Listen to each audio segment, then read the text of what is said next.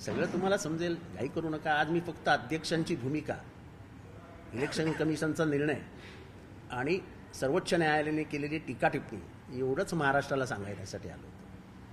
आम्हाला थोडा वेळ द्या, म्हणजे आम्ही पण टी व्हीवर दिसत राहू. काय आम्हालाही आमचा थोडासा चेहरा महाराष्ट्राला ओळखीचा करायला आपण संधी द्यावी. असं सगळंच एका दिवसात सांगितलं तर जितेंद्र आव्हाडला विसरतील ना लोक.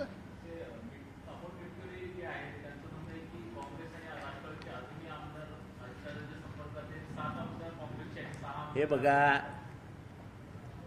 महाराष्ट्राच्या जनतेने गद्दारांना धडा शिकवण्याचं ठरवलेलं आहे. लोक का जातात, लोक का येतात, ते आता गावच्या चावडीवर बसलेल्या लोकांनाही कळतंय. आणि अमोल मिटकरींचं, मी काय नाव घेत नाही त्या अमोलचं, अमोलजी मिटकरी साहेबांचं, कारण का त्यांचं राजकीय वय किती आहे ह्याचं मोजमाप घ्यावं लागेल. आमदार होणं म्हणजे राजकीय वय नाही.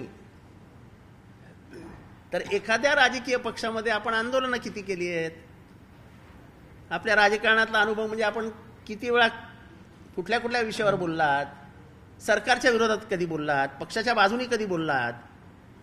तर आमदार झाल्यानंतर विधान परिषदेमध्ये थेट आलेल्या 50,000 पगार घेणाऱ्या माणसाने कृपया राजकारणाबद्दल जास्त बोलू नये. आपल्या म्हणजे तुम्ही जर एवढं चांगलं बोलत असतात आणि खूप छान बोलत असतात आणि अगदी ऑन द स्पॉट बोलत असतात, तर तुमची प्रवक्ता ह्या पदावरनं हकालपट्टी झाली नसती.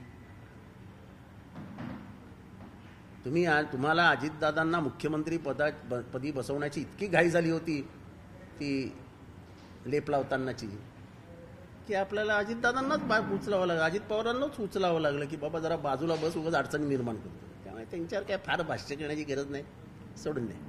मी खरं भाष्य करतच नाही, तुम्ही प्रश्न विचारला म्हणून. नाही तर मी कुठल्याही माणसाच्या विधानाला उत्तर आजपर्यंत 6 महिन्यात दिलेलं नाही.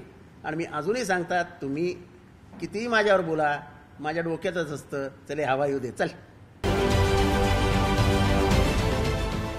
देश विदेशातील प्रत्येक घडामोडींचे लाईव्ह अपडेट मिळवण्यासाठी आता साम टीव्हीच्या सर्व सोशल मीडिया प्लॅटफॉर्मला लाईक, फॉलो आणि सबस्क्राईब करा. तसंच सर्व नोटिफिकेशनसाठी बेल आयकॉन प्रेस करायला विसरू नका.